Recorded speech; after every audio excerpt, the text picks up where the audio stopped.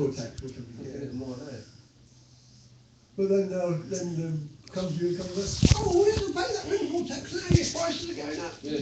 Instead of just shooting the cunts. Yeah, but you've got to pay for it, but you get this fucking heat. What do you buy? The old cards, Jazz? Yeah. You know them cards you chuck in the meter? Yeah, a meter. So you gotta get £10 worth on it or whatever and chuck it in, or £5 worth? Yeah. That won't last, you know, would it? £10 worth? Well, it all depends. If you put 30 or 40 pound on it, and you've got to do that, otherwise it keeps going, even if you don't use it. Yeah, well, you know.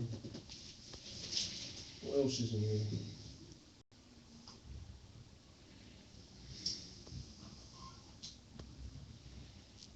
Look at that, Squatters stormed a Grade 2 listed pad just before its £3 million sale in Southwark, London. Squatters taken it. Yeah. I thought they'd rescinded that squatters law.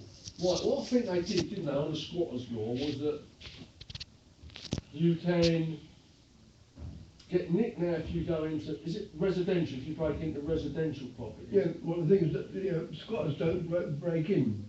They wait till the door's open somehow and then just walk in. But anything in commercial property, they don't get touched, do they? For residential property, it's an offence now, Tony, isn't it, I think? Well, I don't know, that's what I thought they changed I think it. they made it an offence now for residential property. You know, it's just house around the corner.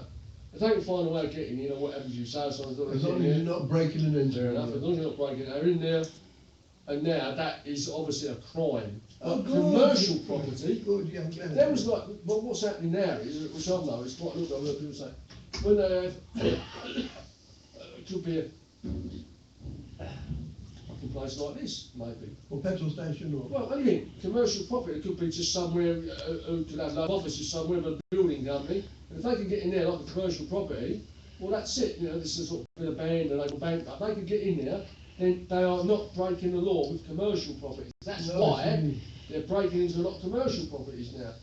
For instance, the council offices in Southwark, which my brother used to be working, now they've broken into that, or not say broken it, but they're in there. They got in there. All the different floors, offices, well, they've got in there, but they can't get done for it because it's a commercial property. And they can't, and they can't kick a bell. Very difficult.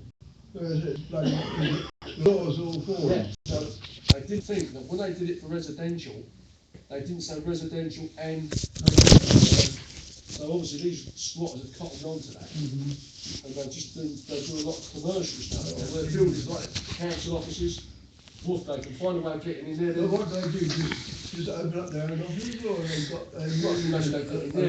Are they making them residences? Well, I should imagine that's right. They do something like this, don't they? Then they find some way or other of getting some power on. They get in this. They've got television. They bring them bedding, I suppose. Don't they? That's what I said. They're living there, or just that's what setting up offices. No, I would think they'd probably start living in there and stuff like that, Tony. Because I think the social service or something on those people might be able to get them out on some sort. Well, I don't know, but I do know now that they've taken over the council offices in Southwark, and you know it's very difficult to get them moved along. And I think, like you, they've probably got power, get power put on, and what have you. And they start getting television and making stuff. Yeah, but and they'll probably start getting beds or bunks and things in there and keep them in there and stuff like that. yeah, but if you're out and that is somebody breaks in, then he's there. Because I've seen it before in the paper. Yeah, in a house now, it's a law. It is against the law. Yeah. But that took a long time to come in, because I mean, Eric Sykes was one of them who got done with it, wasn't he? Do you know what? I was around my in-laws.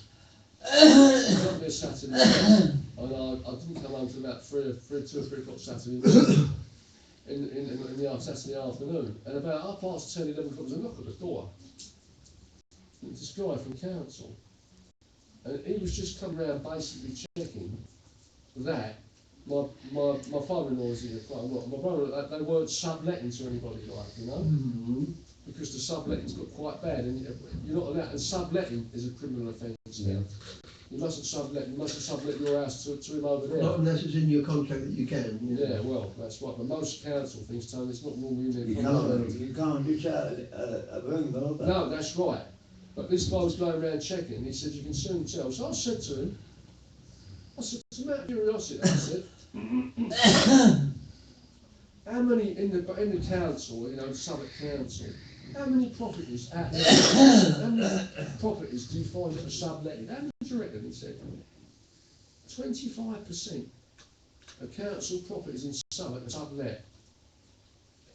Yeah. Wow. That's a hell of a lot. Residential property. So it's like, you know, you live on a council estate, but you may have your name down in that property, but you may be possibly living somewhere else. So what you say, though your name's on the rent book, you'll sublet it. I've got 3 rooms, I'll sublet your room, sublet your room, £50, £50, you've got the kitchen you can use yourself, the living room, but there's your 3 bedrooms upstairs.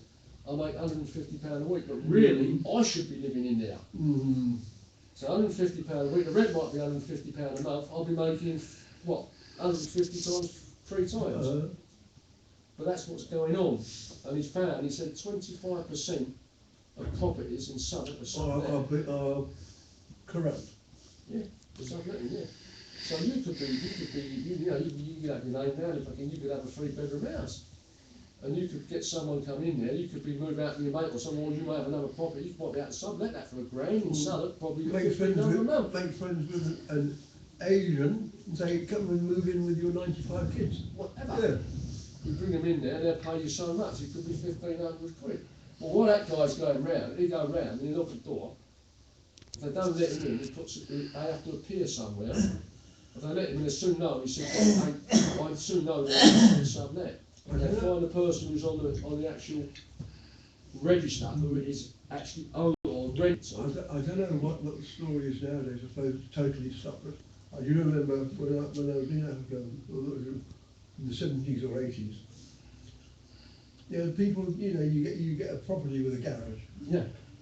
We want to sort of lift the door. Yeah. You've got, or in Wellington, just next to me, you've got a whole row of garages that belong to the houses.